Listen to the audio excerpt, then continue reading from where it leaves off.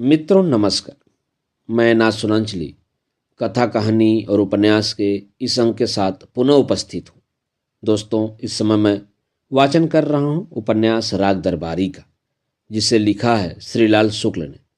अब तक मैं उपन्यास राग दरबारी के 18वें भाग तक का वाचन अपने वाचन के पिछले क्रम में कर चुका हूँ। लीजिए सुनिए उपन्यास राग दरबारी के भाग 19 का वाचन मेरे अर्थात ना सुनांचली के स्वर में। जनवरी आधी से ज़्यादा बीत चुकी थी, जिसके बाद फरवरी आनी थी, जिसमें गांव सभा के चुनाव होने थे, और उसके बाद मार्च का महीना था, जिसमें हाई स्कूल और इंटरमीडिएट की परीक्षाएं शुरू होनी थी। चुनाव ने एक ओर शनिचर और बद्री पहलवान के अखाड़े को, और दूसरी ओर रामाधीन भीखम खेड़वी और उनके जुआरी सेनानायकों को प्रजातंत्र की सेवा में फंसा दिया था, जिसे करने का अभी तक मुख्य ढंग यह था कि दोनों दल एक दूसरे को पीठ पीछे चीख चीख कर गालियां देते थे। आशा थी कि फरवरी के महीने में यह काम आमने सामने भी होने लगेगा। जहां तक मार्च में होने वाली परीक्षाओं की बात है, वे अभी किसी को भी नहीं फंसा पाई थी। विद्यार्थी, अध्यापक और खास तौर से प्रिंसिपल साहब, वे अभी बिल्कुल बेलौस थे। पर प्रिंसिपल साहब एक दूसरे मामले में फंस गए थे। कुछ दिन पहले जब कॉलेज की कमेटी की सालाना बैठक हुई थी, वैद्य जी को एक राय से दोबारा मैनेजर चुन लिया गया था। इस बात को लेकर कुछ मेंबरों ने एक शिकायत शिक्षा मंत्री के पास भेजी थी। उनका कहना था कि विरोध प्रकट करने वाले मेंबरों को बैठक में आने ही नहीं दिया गया और तमंचे से धमकाया गया। शिकायत में इसी बात को ऐसे विस्तार से लिखा गया कि शिकायती पत्र को पढ़ा जाना असंभव जान पड़ता था, और अगर उसे पढ़ भी लिया जाए तो उस पर विश्वास करना तो बिल्कुल भी असंभव था, क्योंकि उसका निष्कर्ष यही था कि शिवपालगंज में कायदा कानून मिट गया है। वहाँ थाना पुलिस नाम की कोई चीज़ है ही नहीं, और चार गुंडे मिलकर वहाँ जैसा चाहें वैसा कर सकते हैं। स्पष्ट था कि इस बात को गलत मानने के लिए किसी जांच की जरूरत नहीं थी। फिर भी कुछ विरोधी मेंबरों ने शहर पहुंचकर इस शिकायत की नकल शिक्षा विभाग के बड़े बड़े अफसरों को दे दी थी, और फिर लौटकर वे पूरे इलाके में प्रचार करने लगे थे कि मामले की जांच डिप्टी डायरेक्टर ऑफ एजुकेशन नामक एक अफसर करेंगे, जो वैसे तो बहुत गऊ आदमी हैं, पर इस बार उन्हें वैद्य जी के बाप भी नहीं दूह पाएंगे, क्योंकि ऊपर से सच्ची जांच करने का हुक्म हो गया है। प्रिंसिपल साहब को फंसाने के लिए इतना काफ़ी था। वे जानते थे कि जांच वाली बात वैद्य जी खुद देखेंगे, पर जांच के सिलसिले में हाकिमों के दौरे भी होंगे, और उसके बारे में प्रिंसिपल साहब को भी देखना होगा। हाकिम लोग जब कॉलेज में आएंगे तो सबसे पहले क्या देखेंगे? प्रिंसिपल ने अपने आप को जवाब दिया, इमारतें। इसीलिए वे इस समय इमारत की सुंदरता बढ़ाने पर तुले हुए थे। उन्होंने शहर में देखा था, अगर एक छोटा सा पौधा लगाकर उसके चारों ओर ईंटों का घेरा बना दिया जाए और उसे लाल पीले सफ़ेद रंग से पोत दिया जाए, तो बिना किसी बात के ही अधूरा मैदान बाग जैसा दिखने लगता है। उन्होंने तय किया कि कॉलेज की इमारत के सामने एक कतार गुलमोहर और अमलतास के पेड़ों की लगा दी जाए, और हाकिमों के आने के पहले ही ईंट के रंग बिरंगे घेरे सजा दिए जाए। आते वक्त आंख के आगे साफ सुथरी रंग बिरंगी इमारत हो, और जाते वक्त पेट के अंदर फर्स्ट क्लास चाय और नाश्ता हो, तो कोई हमारे खिलाफ क्या लिखेगा? प्रिंसिपल साहब ने सोचा, और जनवरी के जाड़े पाले का लिहाज छोड़कर पेड़ लगाने के लिए हर मौसम अच्छा होता है, इस वैज्ञानिक धड़ल्लेबाजी से आगे बढ़कर वे अपने काम में जुट गए। वे कॉलेज की चरदीवारी के पास खड़े हुए कुछ गड्ढे खुदवा रहे थे। उनके हाथ में एक मोटी और चिकनी किताब थी, जो देखने से बहुत कीमती जान पड़ती थी। वे अपनी कामकाज वाली पोशाक, यानी बिना मोजे के जूते और हाफ पैंट में देखने वाले चाहे जैसा समझें, अपने को निहायत चुस्त और चालाक समझते हुए खड़े थे। किताब को वे एक पालतू बिल्ली की तरह प्यार के साथ पकड़े हुए थे। एक मजदूर ने फावड़ा चलाना रोककर प्रिंसिपल साहब से कहा, देखिए मास्टर साहब, गड्ढा इतना ही रहेगा ना? प्रिंसिपल साहब सिर हिलाते हुए बोले, हूँ, यह भी कोई गड्ढा है? चिड़ियाँ भी एक बार मुद्द दे तो उफन चलेगा। खोदे जाओ बेटा, अभी खोदे जाओ, कहकर उन्होंने पास खड़े हुए मास्टर की ओर स्वाभिमान से देखा। वे उस मास्टर को बहुत पहले से जानते थे, क्योंकि वह उनका चचेरा भाई था। उसने भी इधर उधर देखकर मैदान को दुश्मनों यानी दूसरे मास्टरों से साफ पाकर भाईचारे के साथ कहा, भैया इस कॉलेज में तो तुम बागवानी के भी एक्सपर्ट हो गए। प्रिंसिपल साहब ने किताब सीने से लगा ली, कहा, सब इसी की बदौलत है। पर साले ने बड़ी कड़ी अंग्रेजी लिखी है, समझने में दिमाग मामूली हो तो चक्कर घिन्नी खा जाएगा। चचेरा भाई बोला, आप तो लोहे के बने हैं, कॉलेज का इतना काम पॉलिटिक्स में ही सिर भिन्ना जाता होगा, उसके ऊपर आप किताब भी पढ़ लेते हैं। अपने साथ तो यह है कि कोई 10 जूते मार ले पर पढ़ने को न कहे। जी घिन ना गया है किताबों से। प्रिंसिपल ने 50% बड़े भाई और उतने ही प्रतिशत प्रिंसिपल के लहजे में कहा, चुप रहो, ऐसी बातें न कहनी चाहिए। सफ़र तक में अपनी किताब साथ रखनी चाहिए, नहीं तो अकेले कोट पैंट से क्या होता है, उसी से कोई तुम्हें मास्टर थोड़े कहेगा। कोट पैंट तो कुजड़े भी पहन सकते हैं। भाई ने कहा, आप ठीक कहते हैं, मैं बात काटता नहीं हूं, पर हम में और कुजड़ों में अब फर्क ही क्या है। ये साली टेक्स्ट बुकें समझ लीजिए सड़े गड़े फल ही हैं। लौंडों के पेट में इन्हीं को भरते रहते हैं, कोई हजम करता है, कोई कै करता है। प्रिंसिपल हंसने लगे, बोले, बात जरा ऊंची खींच दी तुमने, समझदार की मौत है। कहकर वे गड्ढे की ओर झांकने लगे, जैसे समझदार के मर जाने पर उसे वे वहीं दफन करेंगे। तभी खन्ना मास्टर लपलपाते हुए वहां आ पहुंचे और प्रिंसिपल को एक कागज पकड़ाकर बोले, यह लीजिए। प्रिंसिपल ने चचेरे भाई की मदद के लिए देखा, फिर गड्ढे के पास खड़े खड़े वे एकदम तन गए और अफसर हो गए। बोले, यह क्या है क्या कागज है? वे उसे तने हुए सीने और धसी हुई आंखों से देखते रहे।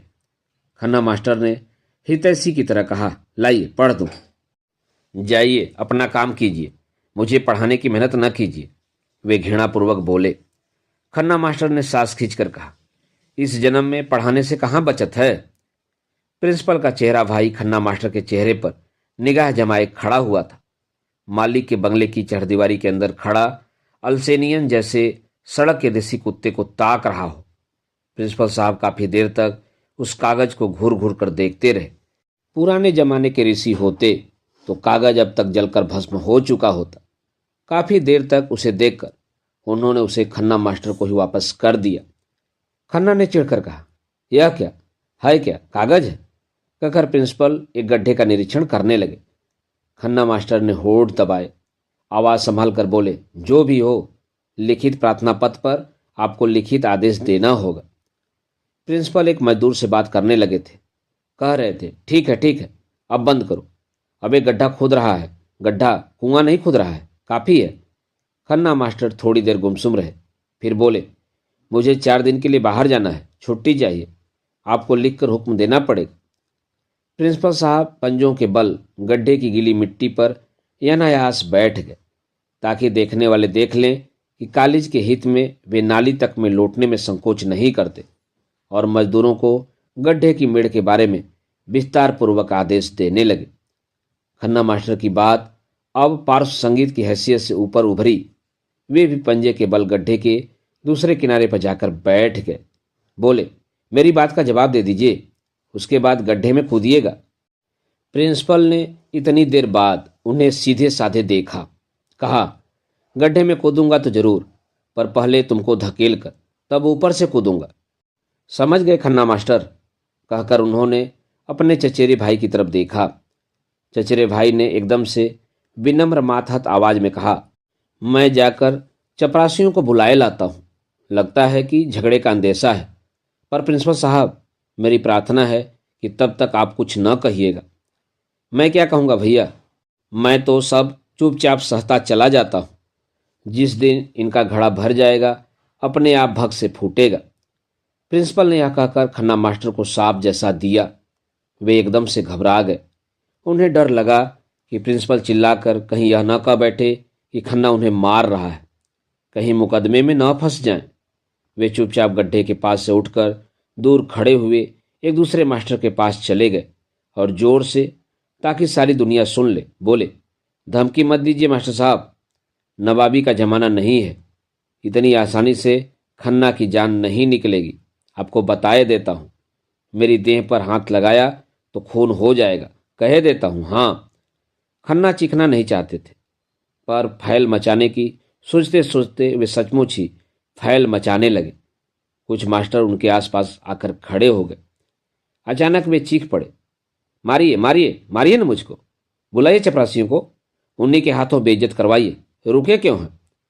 तमाशा हो रहा है। इस सही बात को समझते ही दोनों गुटों के मास्टर मौके पर पहुंच गए। लड़के अभी काफी संख्या में नहीं आए थे।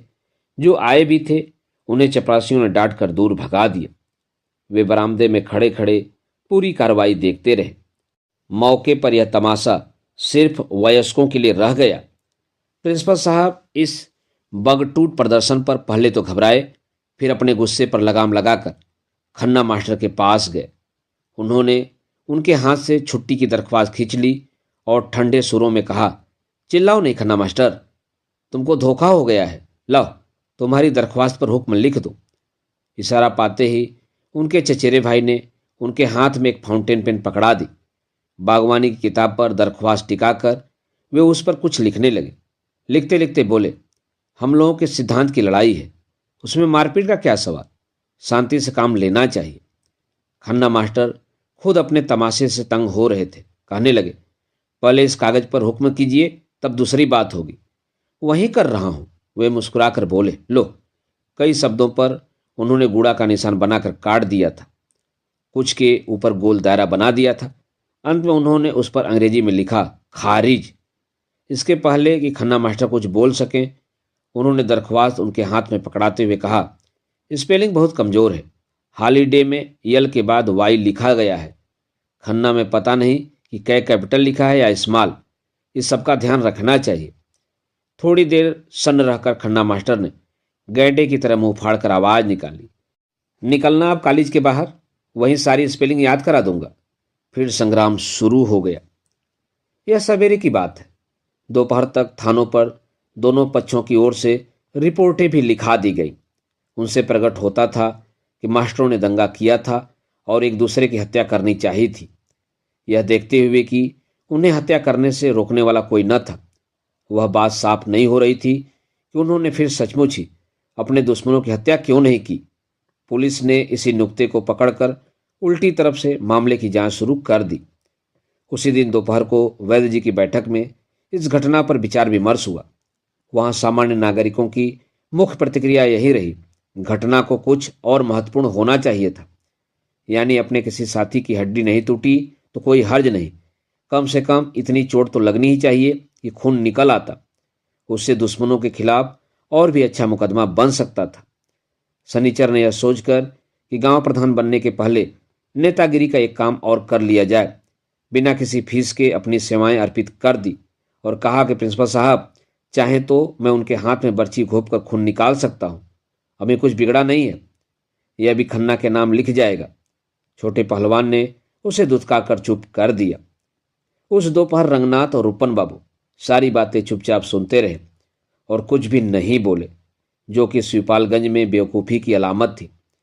पर वास्तव में वे भीतर ही भीतर प्रिंसिपल पर जलते भूनते रहे और बहुत बाद में रूपन बाबू ने आकर कहा कि यह साला पिताजी को अभी कचहरी के रास्ते पर लिए जा रहा है और बाद में उन्हें जेल में ले जाकर छोड़ेगा। उस दोपहर वैद्य जी प्रिंसिपल की जबानी खन्ना मास्टर की कहानी गंभीरतापूर्वक सुनते रहे और पूरी बात सुनकर उन्होंने एक ऐसी बात कही जिसका इस मामले से कोई संबंध न था। बात बड़ी सात्विक थी और आदमी को एकदम निरोग बना देती थी। उन्होंने कहा, जिला विद्यालय निरीक्षक का धर्म देखकर मैं तो दंग रह गया। गत मंगलवार शहर गया था, देखा एक व्यक्ति हनुमान जी के मंदिर में पृथ्वी पर साष्टांग लेट रहा है। वह उठा तो मैं अवाक रह गया। ये हमारे विद्यालय निरीक्षक जी थे। आंखों से उनकी जो सो है प्रेमाश्रु टपक रहे थे। मैंने नमस्कार किया तो प्रति नमस्कार में उन्होंने भरे गले से कुछ हाउ हाउ जैसा कहा, फिर आंखें मूंद ली। भैंस का उत्तम घृत लिए जाइएगा, 4-6 से। ऐसा धार्मिक आदमी वनस्पति खा खाकर अपना धर्म नष्ट कर रहा है। समय की लीला। एक पुराने श्लोक में भूगोल की एक बात समझाई गई है कि सूर्य दिशा के अधीन होकर नहीं उगता, वह जिधर ही उदित होता है वहीं पूर्व दिशा हो जाती है। उसी तरह उत्तम कोटि का सरकारी आदमी कार्य के अधीन दौरा नहीं करता। वह जिधर निकल जाता है उधर ही उसका दौरा हो जाता है। इस नए सौर सिद्धांत के अंतर्गत एक महापुरुष उसी दिन शाम के लगभग 4 बजे शहर से मोटर भगाते हुए देहात की ओर आए। सड़क के दोनों ओर प्रजा के खेतों पर निगाह डालते हुए उन्होंने अपने आप को धन्यवाद दिया और उनके पिछले साल के व्याख्यान के कारण इस साल रबी की फसल अच्छी होने वाली है। काश्तकार उनके बताए तरीकों से खेती कर रहे हैं। उन्हें यह मालूम हो गया कि खेत जोतना चाहिए और उनमें खाद ही नहीं बीज भी डालना चाहिए। वे ये सब बातें समझने बुझने लगे हैं और नई समझदारी के बारे में उनकी घबराहट छूट चुकी है। किसान प्रगतिशील हो रहे हैं और संक्षेप में वे इसी मामले में पिछड़ रहे हैं कि आज भी किसान हैं। मोटर तेजी से भागी जा रही थी और सड़क पर टेढ़े मेढ़े चलते हुए मुसाफिर आधी के पत्तों की तरह उड़ उड़कर किनारे होते चले जा रहे थे। उन्होंने फिर अपने को धन्यवाद दिया। कितने आलसी नागरिक उनकी वेगवती मोटर के असर से इतने फुर्तीले हो गए हैं। साथ ही वे इतने चतुर भी हो गए हैं कि ऐसी तेज मोटर के नीचे उनका अंगूठा तक नहीं कुचलता। संतोष के साथ उन्होंने अपने आप से फिर भारतवर्ष से कहा, शाबाश, तेरा भविष्य उज्जवल है। गाड़ी छंगामल विद्यालय इंटर कॉलेज के सामने से निकली। अंडर बियर पर बुशर्ट और धारीदार पैजामे पर बिना बनियान का कुर्ता पहने हुए कई लड़के पुलिया पर बैठे थे। दोनों ओर से तीतर की बोलियां बोली जा रही थी।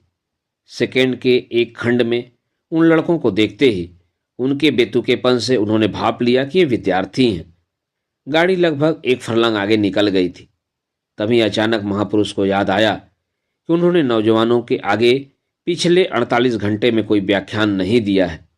उन्हें अचानक याद आया कि इन नौजवानों के लिए हमने क्या क्या दुख नहीं सहे। उन्हीं के लिए गांव का घर छोड़कर शहर में हमने बंगला लिया। तालाब के किनारे बैठना छोड़कर शाम सवेरे एक छोटे से कमरे में बैठे रहने की आदत डाली। अपने आप को इतना इतना बदल डाला। तो जैसे ही उन्हें याद आया कि मैं उन्हीं प्यारे नौजवानों से 48 घंटे बोला ही नहीं, वैसे ही उन्होंने सोचा, हैं, मैं इतनी देर बिना लेक्चर दिए ही रह लिया। मेरे मन में इतने इतने ऊंचे विचार उठे, पर मैं स्वार्थी की तरह अपने आप में उन्हें समेटे रहा। हाय, मैं कितना कंजूस हूँ। धिक्कार है मुझे, जो इस देश में पैदा होकर भी इतनी देर मुंह बंद किए रहा। 48 घंटे, उन्होंने आश्चर्य से सोचा। 2880 मिनट और उसे 60 से गुणा कीजिए तो जितने हो उतने सेकेंड। कितने सेकेंड? इतने समय के भीतर मैंने नौजवानों को उत्साह दिलाने के लिए एक भी लेक्चर नहीं दिया। क्या हो गया है मुझे? कहीं मुझे लकवा तो नहीं मार गया है? पलक झपकते ही उन्होंने इतना सोच डाला और फिर ड्राइवर को हुक्म दिया, गाड़ी मोड़ लो, हम इस कॉलेज का आकस्मिक निरीक्षण करेंगे। उनके कॉलेज में आते ही छुट्टी हो गई। लड़के दर्जों से बाहर आकर मैदान में बैठ गए। स्थानीय हाकिम, बागों में कौड़िया खेलने वाले जुआड़ी, ताड़ी घर पर बैठे हुए जवार के सोहदे, वे भी बात की बात में मौके पर आ गए। अच्छी खासी मीटिंग हो गई। न भी आते तो भी मीटिंग हो जाती। बोलने वाला बेशरम हो तो लैंप पोस्ट का सहारा काफ़ी है, अकेले ही मीटिंग कर लेगा। पर यहाँ सचमुच ही मीटिंग हो गई। लड़कों के होने का प्रत्यक्ष फल यह निकला कि उन्हें कमरे के अंदर रखा तो कॉलेज हो गया, बाहर रखा तो मीटिंग हो गई। उन्होंने लड़कों को बताया कि वे देश के भविष्य हैं और मास्टरों को बताया कि वे देश के भविष्य निर्माता हैं। लड़के और मास्टर यह पहले से ही जानते थे। फिर उन्होंने लड़कों को डांटा कि उनमें संयम की कमी है। वे 48 घंटे तो क्या 8 घंटे भी चुप नहीं रह सकते। फिर मास्टरों को डांटा कि वे उन्हें संयम नहीं सिखाते। उन्होंने शिकायत की कि लड़के राष्ट्रध्वज, राष्ट्रगान आदि के बारे में कुछ नहीं जानते और मास्टर यह जानकर भी महंगाई का भत्ता और अधिक वेतन मांगते हैं। मास्टर और लड़के अपने बारे में कुछ सोच भी न पाए थे कि वे उस विषय पर उतर आए जिस पर प्रत्येक व्याख्यानदाता शिक्षा संस्थाओं में जरूर बोलता है।